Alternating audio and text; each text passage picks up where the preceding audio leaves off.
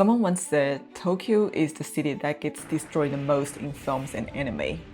It feels like it's either been blown up, flooded, or on the brink of being overrun by monsters in a lot of stories. And they're not wrong, if you pay attention. From the classic Godzilla, Evangelion, and Attack on Titan, to cult hits like Akira and more recent anime like Cyberpunk Age Runners or Makoto Shinkai's Disaster Trilogy, you will notice a common thread. Japanese has this apocalyptic fascination. They love imagining their cities in ruins, whether from wars, monsters attacks, natural disasters, or cyberpunk chaos. Japanese media has long been filled with vivid imaginations of various apocalyptic scenarios. But why is this apocalyptic obsession such a big part of Japanese storytelling? Well, I think we have to start from World War II.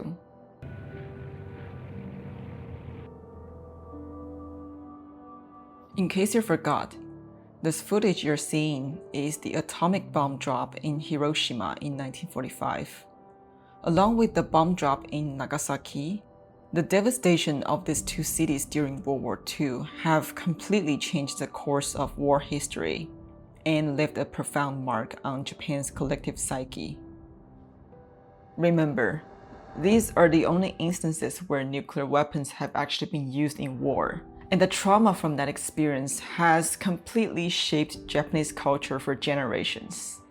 So it's hard to overstate the impact. Japan's role in World War II is complex. Since the end of World War II, various Japanese leaders have expressed publicly their regret and apologized for Japan's wartime actions. The Assembly will now hear a statement by His Excellency Mr. Tomichi Murayama, Prime Minister of Japan. While we appreciate their apology to the world, Japan's experience as a victim of nuclear weapons has left this country an indelible mark.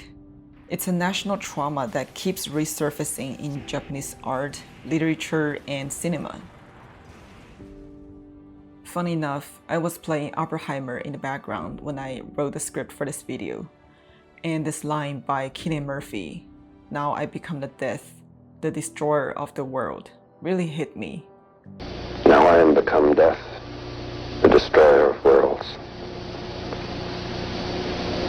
I suppose we all thought that, one way or another. That fear of nuclear destruction has echoed through Japanese storytelling ever since.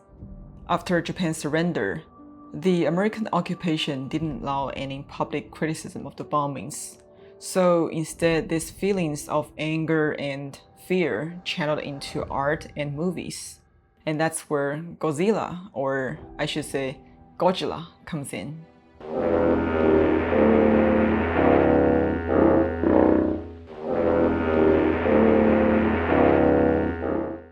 I'm sure you know Godzilla. Yes, that's how it's pronounced. Godzilla is the father of kaiju no eiga, or monster movie genre in Japanese movie history. But in case you don't know, Godzilla was never a random monster. Instead, the original Godzilla film in 1954 was deeply rooted in Japan's trauma from World War II. When other directors didn't take this project seriously, director Ishiro Honda stepped up to direct it. After the war, director Ishiro visited the devastated area of Hiroshima and was haunted by the images and destructive power. He said, after the war, all of Japan, as well as Tokyo, was left in ashes. The atomic bomb had emerged and completely destroyed Hiroshima. If Godzilla had been a very ancient dinosaur or just some other animal, he would have been killed by just one cannibal. But if he were equal to an atomic bomb, then what could we do? So I took the characteristics of the atomic bomb and applied them to Godzilla. In the film, you see scenes of Tokyo burning, civilians exposed to radiation, and the military helplessness against this indestructible force. 72年間ははい絶対にここにはあ臭いものが入らないと言いましたねいうことを言われたでしょ。そういうものがやっぱりね、気持ちの中にあるんですよね。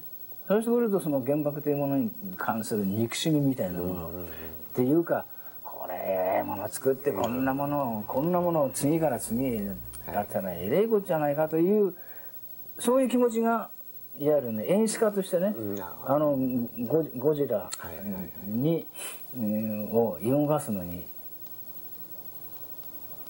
一つのこう迷いも出てこなかったわけですよ。決して高等無形の怪獣映画という照れを持たずに、原爆の恐怖に対する憎しみと驚きの目で作っていこう。ホンダはそう確認し合い、ゴジラの制作を進めました。What started as an entertainment spectacle turned into a cautionary tale about dangers of atomic power, which is still fresh in everyone's mind after Hiroshima and Nagasaki. Also, director Honda's black and white masterpiece used sci-fi horror to capture the real-life fear of nuclear terror. When the 1954 film Godzilla was released, the Japanese were still dealing with nuclear fallout, horribly disfigured survivors, radiation sickness, and the presence of foreign occupying forces. It was a dark, tragic time.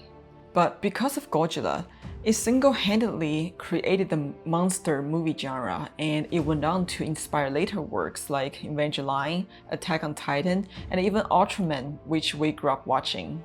And you know what's funny? My mom could never understand why I was so addicted to monster fighting when I was young. She asked me a lot, what's so fun about watching monsters fight each other, and actually, why does such thing exist? I guess now, Mom, we know why. But Godzilla didn't just give us monsters. It laid the groundwork for modern Japanese pop culture, movies, and special effects. In the decades after the war, as Japan's economy and technology advanced, anime became a powerful way to reflect on the country's wartime experiences and fears for the future.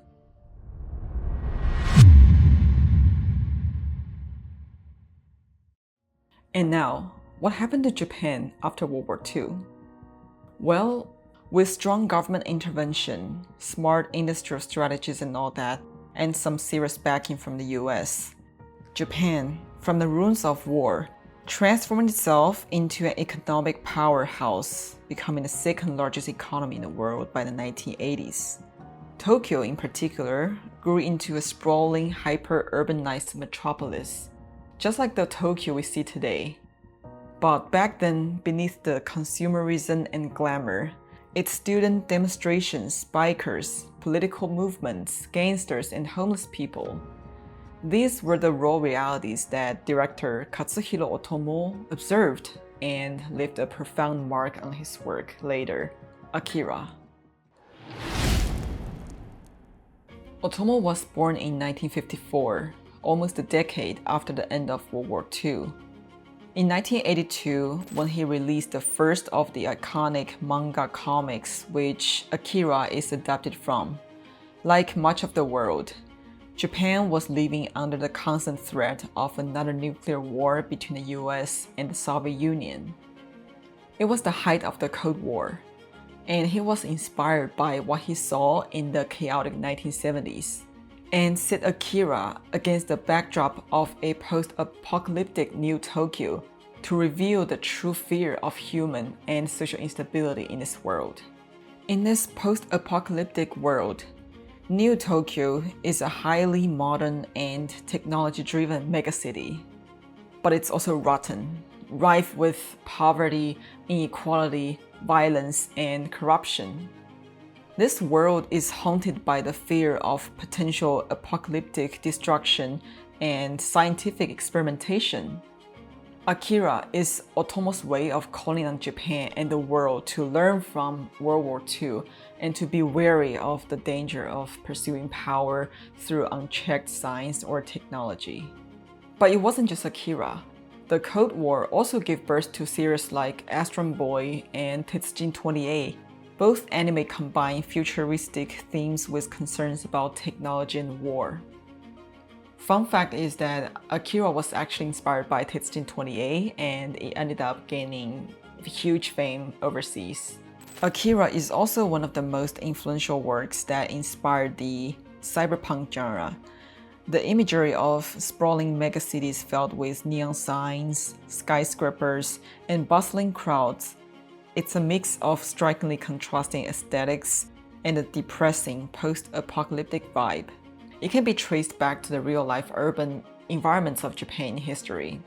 Then cyberpunk and the obsession with the post-war depiction veils the whole franchise and gets popular around the world.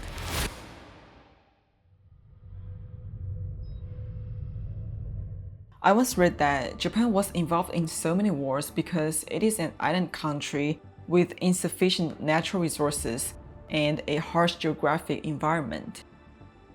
This island country is located in a highly active seismic zone, prone to earthquakes, tsunamis, and volcanic eruptions. These natural disasters are frequent and often severe, leading to widespread destruction. As a result, Japanese society is highly aware of the fragility of human civilization in the face of nature.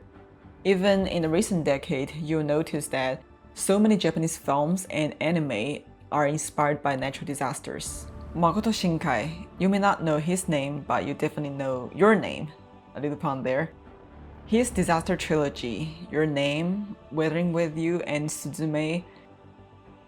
Director Shinkai is known for telling love stories, but his recent love stories are always incepted with this world building of natural disasters. Either the comet that eventually decimates the village of Itomori in Your Name, or the constant, ceaseless rain in Flooding in Weathering With You. The most direct and personal connection that Makoto Shinkai makes to natural disasters is the one that made in Suzume no Tojimari. He remarked how Suzume became a painful reminder of one of the biggest tragedies in Japanese history, one that still affects many people who are well and alive to this day. In the film, Suzume's journey across Japan is actually a tour of places scarred by real-life disasters. The story begins with 2011 Tohoku earthquake, then moves to places like Shikoku hit by torrential rains in 2018, causing massive landslides. Suzume also visits Kobe, where the devastating earthquake struck in 1995, and Tokyo, where the Great Kanto earthquake happened a century ago. It's a literal journey through Japan's disaster history. By the way, director Shinkai said humor was essential to this project from very early in its development, because otherwise, in his words, no one would come, especially the younger generations. They would think it's doused in social commentary and exposition about the earthquake on society. And when we talk about Makoto Shinkai, how can we skip the godfather of Ghibli, Hayao Miyazaki? I don't want to dwell on Miyazaki because he's a well-known director overseas, but I do want to share that director Miyazaki spent much of his childhood in the countryside, particularly during the aftermath of World War II. He often recalls the natural beauty he experienced during his youth and the contrast with this rapid industrialization of Japan in the post-war era. The fields, forests, and rural landscapes he encountered as a child left a lasting impression on him, instilling a love for nature that is evident in the lush, vibrant world depicted in his films. At the same time, the rapid industrial growth in Japan in the 1950s brought prosperity. It also led to not just social unrest, as we discussed earlier, but also severe environmental issues, including pollution, deforestation, and so forth. So Miyazaki likes using metaphor and allegory to explore the power of nature and the relationship between man and nature. Nausicaa of the Valley of the Wind from 1984 is a good example. The story is set in a post-apocalyptic world where humanity is threatened by toxic jungles and giant mutant insects, which are the metaphors for environmental destruction and pollution. showing the consequences of humanity's impact on nature. He was deeply affected by the environmental degradation he witnesses, and it became a central theme in his storytelling onwards. It seems all great work and inspirations come from life. Japan learned the hard way for this country to survive from wars and natural disasters. The fear of destruction has been deeply ingrained in Japanese culture and gave birth to the rich tradition of apocalyptic storytelling. As much as we appreciate artistry and creativity that Japanese media have brought to this world, let's also remember that they're not just entertainment. They're also reminders of humanity's fragility and strength. So with that, I hope we're all blessed by God and may the world be a little kinder, a little more peaceful every day. This is Keyu's Film Diary. Thank you for watching. Hi there! If you enjoyed this video, please give it a thumbs up, leave a comment, and consider subscribing. Your feedback is important to me, and I'd love to hear your thoughts on how I can improve my channel further. And whenever you have time, come back for more, because in this channel, we just want to relax, have a cup of tea, and enjoy a different journey in the cinematic world. This is Keyu's Film Diary. Thank you for watching. Bye!